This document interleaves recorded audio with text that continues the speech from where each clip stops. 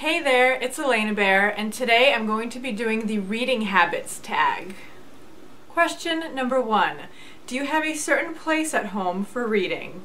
No, I think most of the time I read in bed, but sometimes if Lance and I are reading together, we'll read on the couch downstairs. Question number 2. Bookmark or random piece of paper? The books that I've been currently reading have bookmarks such as this scrap of construction paper and this one, which is even better. This is like just a completely like wrinkled up, dirty piece of paper that I kind of half ripped out of a notebook. I don't know why this happens, but for some reason I always go with the random piece of paper. Number 3, can you just stop reading, or do you have to stop after a chapter / a certain amount of pages? I always just randomly stop reading at a terrible part, like in the middle of a word, because something is happening. Like I'll be reading, but then I get a phone call. So it's not like I can wait till the end of the chapter or something. I like answer the phone, run downstairs, whatever, or I'm reading and I'm like, oh, I have to leave, or I'm reading and Lance comes home from work or whatever. So there's always an interruption that I have to just stop at a really weird place. Number 4, do you eat or drink while reading? I'm always constantly sipping water. So yeah, I'm always drinking water. Sometimes I have coffee.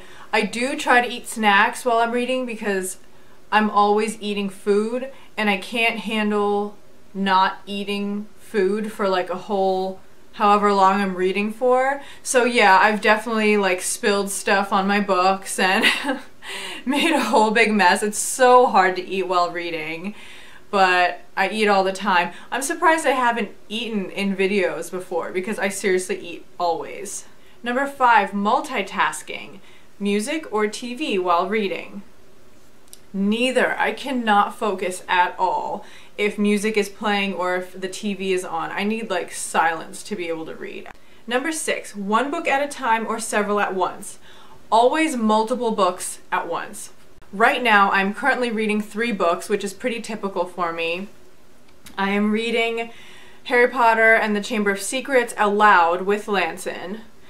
By myself, I'm reading The Book Thief, and then I'm also reading a nonfiction self-help book called Lies Women Believe. Number 7, reading at home or everywhere? I do most of my reading at home, but when I'm at work as a nanny, when the baby's sleeping, I'll read at their house. So I don't know if that counts as at home because I'm at somebody's house, but yeah. Number 8, reading out loud or silently in your head.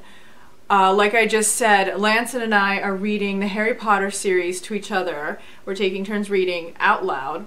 And we have read the whole Hunger Games trilogy out loud because he's not much of a reader and I love books. So whenever I'm like, you have to read this, and he's like, no, I don't want to, I'm like, fine, then we're gonna read it out loud to each other. And then he gets really into it. He really does enjoy it. So that's our way of doing something fun together and then also getting to read these great books. And then of course, obviously I also have other books that I read in my head. Number 9, do you read ahead or even skip pages? No. If something is like, if it's a series and they're repeating something that I already know, for example, like in the Harry Potters, in each book they explain like what Hogwarts is, so I'll skip a couple paragraphs because it's like that's just totally repetitive. So things like that where they're just repeating or summing up what happened in the previous book, I'll skip a few paragraphs, but I'm not going to skip pages or chapters or anything. And I don't read ahead. I'm not going to like go to the back of the book and see what happens. No way. Number 10, breaking the spine or keeping it like new. This doesn't even apply to me because honestly 99.9% of the books that I own are used and they're from thrift stores or they're from like Amazon or something, and they all are like tattered and in pieces. So yeah, I mean the spines are already broken. Number 11, do you write in your books? Not typically, but let me tell you about something that was really, really fun that I did. I got this copy of Twilight at Goodwill. Even has the little sticker on it still. And I already have another copy of it, but I got this for like whatever, a few cents or something. And I went through, I don't know if you're gonna be able to see this, I'm just gonna kind of flip through. and like wrote comments in it, and I called it like I was editing Twilight. And I just had so much fun. I had my red pen and I read through Twilight, and I just like wrote all sorts of silly notes, and it made me laugh. And then some of the comments were really positive. I was like, oh, I really like this phrase or something. But yeah, traditionally I don't write in my books. But if it's, I don't know, I think this is fun. I think I'm gonna do this again, like get some really cheap book at a thrift store and go through and write notes in it. Here's an example. Why?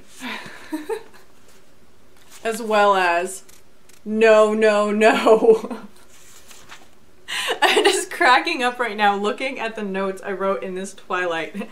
And then I collapsed. No. Oh my gosh. Seriously, I suggest you doing this. You should get out your red pen and like write your little thoughts in here. It's really funny. Okay, so that is all of the questions. I had fun doing this tag, and I tag everyone else out there who makes YouTube videos and wants to do this. Yeah, so that's it for me today. I'm gonna get going, and I will see you guys in my next video. Thanks so much for watching. Bye.